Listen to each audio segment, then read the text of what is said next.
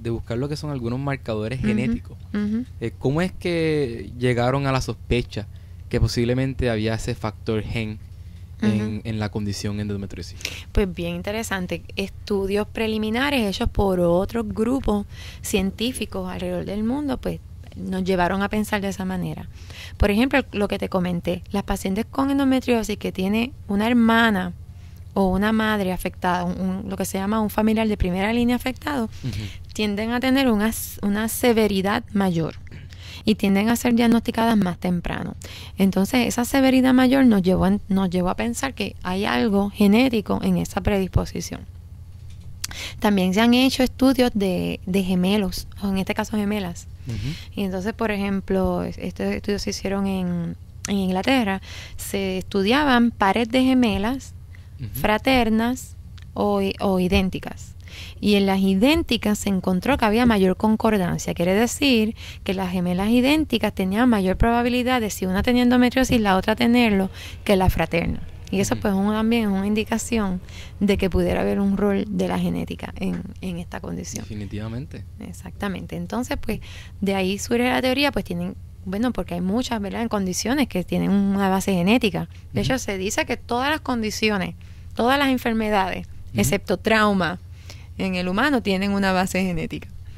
Así que, pues, nosotros pensamos que sí, que endometriosis también tiene un componente genético, que no es el único, que posiblemente son muchos genes los que están envueltos, pero que definitivamente uno de los componentes, uno de los factores implicados en la endometriosis tiene que ser el genético. Entonces, pues, nos volvemos a ¿cuáles son otros aspectos que pudiesen afectar el desarrollo de la condición? Hemos hablado sobre lo que es el aspecto genético, pero en cuestión del ambiente, la dieta, el estilo de vida o algo en el agua, o sea, por decirlo en general, Sí. De que pueda ser en el ambiente, ¿qué puede ocasionar o progresar la condición? Pues bien interesante, porque cuando decimos que el genético es uno de los factores, lo decimos porque entendemos que son varios, que también pueden haber factores ambientales.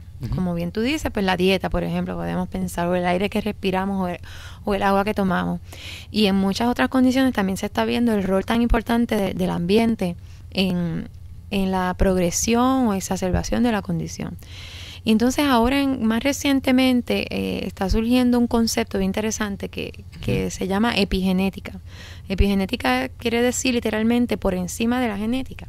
Y es que el ambiente trae un paradigma nuevo, y es que nosotros tenemos unos genes, tenemos, ¿verdad?, unos polimorfismos, pero más aún hay esa expresión de esos genes puede estar siendo modificada por el ambiente directamente. Y eso es bien interesante. Eso es algo como que está ahora siendo estudiado con más detalle. Y se ve, por ejemplo, en experimentos con toxinas ambientales como la dioxina. La dioxina, que es un derivado, se produce cuando se quema, por ejemplo, plástico, y que está en el ambiente, tiene una función estrogénica, o sea, parece un estrógeno, es un estrógeno, pero funciona como un estrógeno. Y se ha asociado a endometriosis y a otras condiciones anteriormente. Pues se ha visto que en células, in vitro, el tú tratarlas con dioxina, modifica la expresión de ciertos genes. Pero cuando miras el mecanismo te das cuenta que no es genético. Y cuando se miró más allá se descubre, ¿verdad?, que hay unas modificaciones a nivel epigenético, que es que se modifican, por ejemplo, las proteínas que ayudan en el arreglo de la cromatina, las histonas. Aquellos que estudian biología se acordarán de las histonas. Pues si las histonas son acetiladas o metiladas o fosforiladas, pues puede cambiarse la conformación del ADN y por eso mismo pues se modifica la expresión de los genes. Así que estamos estudiando eso con bastante detenimiento ahora. ¿Qué pasa epigenéticamente? Y eso está íntimamente asociado al ambiente. Así que es muy interesante y muy buena tu pregunta. Entonces, ¿hay algún factor en el ambiente particularmente que se ha demostrado como uno de los que más afecta? Aunque claro, hay una gama, claro, hay un rango gigante de cosas que pueden afectar, ya que cada factor en el ambiente está íntimamente relacionado con el próximo. Exacto. Pero ¿qué factor ambiental particularmente ha llamado la atención en la investigación? Pues precisamente la dioxina hace varios años se demostró que unos estudios con unas monas, en Estados Unidos se hicieron estos estudios donde unas monas recibían en su comida dioxinas y otras no.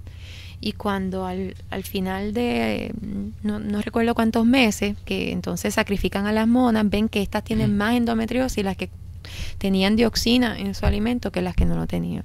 Y esto levantó una gran bandera roja, ¿no? de la importancia de los este tipo de químicos en el ambiente en causar una condición como lo es la endometriosis. Así que yo te diría que la dioxina es bien importante, y también hay un interés ahora de estudiar también los fitoestrógenos, que son estrógenos naturales que existen en algunos alimentos y que pudieran también estar asociados a la endometriosis, pero eso está actualmente bajo investigación. ¿Y la investigación suya, exactamente qué es lo que están buscando y cómo lo están logrando?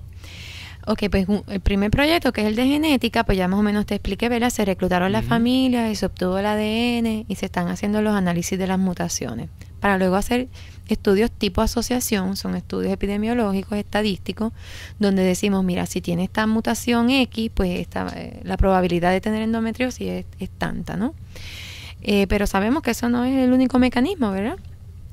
Así que los mecanismos epigenéticos los estudiamos también, pero in vitro, con líneas celulares.